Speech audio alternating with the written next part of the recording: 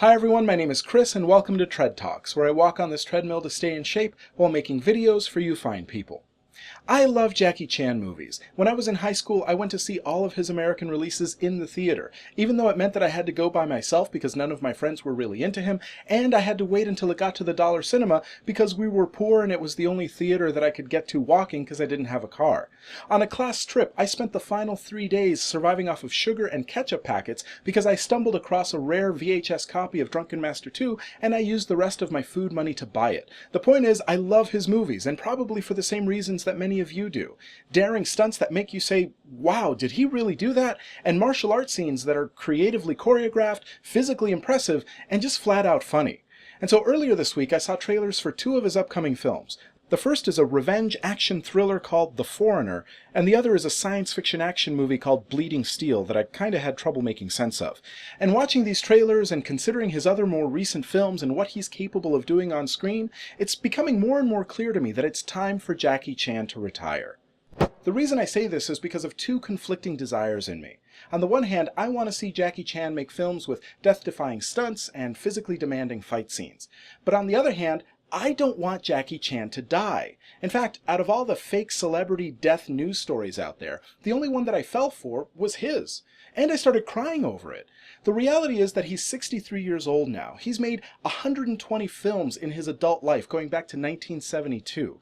And the physical punishment that he's endured, combined with the realities of aging, mean that his fight scenes and his action scenes rely a lot more now on editing and wire work, and that robs them of the believability that they once had, where you had that voice inside your head just marveling at the physical control and the athletic ability. And even with this new toned-down approach, his prior injuries are putting him at risk of greater serious injury in the future. His doctors told him after a tailbone injury while filming The Accidental Spy that if he keeps doing martial arts and action work, just regular Hollywood action work, that he's at greater and greater risk of ending up paralyzed.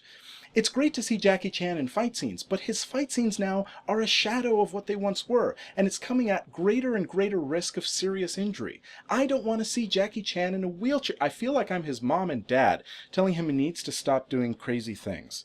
Beyond that, it's also unrealistic for us to demand or to expect the kinds of stunts that defined his career. Not just because he's getting older, but because you can't do those types of stunts anymore. What made those stunts so thrilling back then was how dangerous and real they were. When you saw Jackie jumping from one building to another in Rumble in the Bronx, or when he roller skates under a big rig in Winners and Sinners, or when he drops from a clock tower in Project A, there's a realism that's captured because that's almost exactly what he did. It felt amazing to watch because it felt real. Now, I'm not saying we should go back to that or that safety regulations are bad. I don't want Jackie Chan or any stunt person to get injured or killed. I'm just realizing that we're now in an era where those good and appropriate safety regulations and reasonable insurance concerns make that kind of stunt work unrealistic. Now, of course, you might be thinking, Chris, The Foreigner looks pretty good. It looks like a Liam Neeson style older man action film. Why can't Jackie Chan get that stage in his career? Fair enough, it does look like an entertaining film and I'm going to go watch it. But the reason that Liam Neeson was able to be successful not just in one film, but in a series of action films in his older years, is because he's an excellent dramatic actor. He brings an intensity and a weight to each role that I haven't seen Jackie Chan bring. This was his default expression throughout the entire trailer of The Foreigner. It's kind of parallel to how Michael Jordan's career progressed. The first 3 championships he was at the height of his powers. That's Jackie Chan in his earlier days before breaking into Hollywood. He had awesome abilities. Then he breaks into Hollywood and he still makes really good films. That's kind of like Michael Jordan's second 3 championships. He had lost a little bit of a step, he couldn't jump quite as high, but he was still brilliant and the best player in the league. Perfect. We're now at the point that Michael Jordan was at when he decided to come back for a second time and play with the Wizards.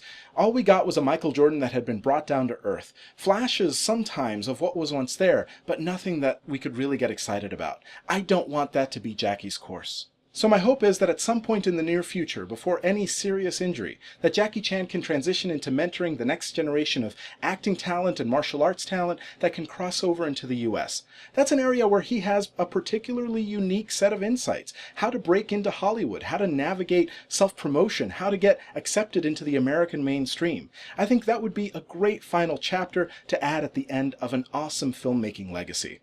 But of course, you might disagree with all of this. You might say, Chris, you're full of it, you don't understand this or that. Whatever it is, leave it in the comments. I'd love to take a look and to have a discussion. But beyond that, if you like this video and you want to keep up with my content, please like and subscribe. I'm trying to get to 1,000 subscribers, and it would be great if you were a part of that group.